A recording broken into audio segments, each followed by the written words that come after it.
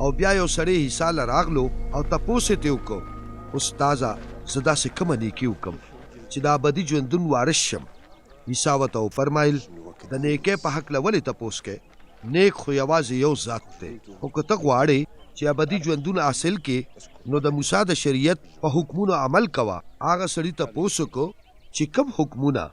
عیسی ورته وفرمایل قتل مه کوئ، زنا مه کوئ، غلا مه کوئ، د دروغو ګواهي مه ورکوئ، د مور پلار عزت کوئ او د خپل ګاونډي سره د خپل ځان په شان مینه ساتئ.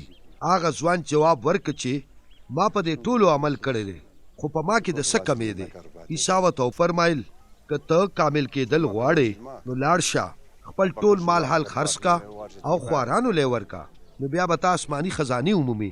بیا راځه او په ما پسې شه. هغه ځوان چې دا خبره واورېده نو خپه زهیر لاړو، ځکه چې هغه ډېر مالداره سړی و. عیسی خپلو مریدانو ته وفرمایل چې زه تاسو ته رښتیا ویم چې یو مالدار ته د اسمان په بادشاهۍ کې داخلېدل ګران کار دی.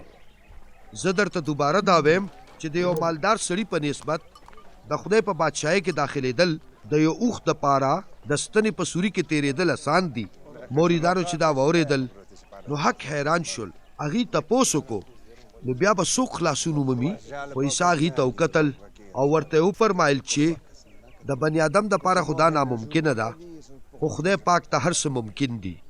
په دې خبرې پطرس وویل چې ګوره موږ خو د دې دپاره هر څه پرېښي دي چې تاسو پسې روان شو، نو هلته به زموږ دپاره څه وي؟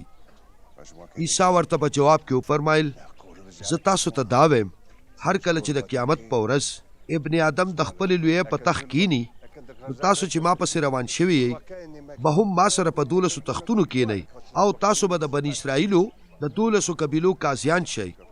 او هر هغه چا چې زما د خاطره رونه، خویندې، مور پلار، اولاد، ځمکه، جایداد او کورونه پرېښي دي هغې به یو فصل بیا مومي او د تل ژوندون به بیا مومي،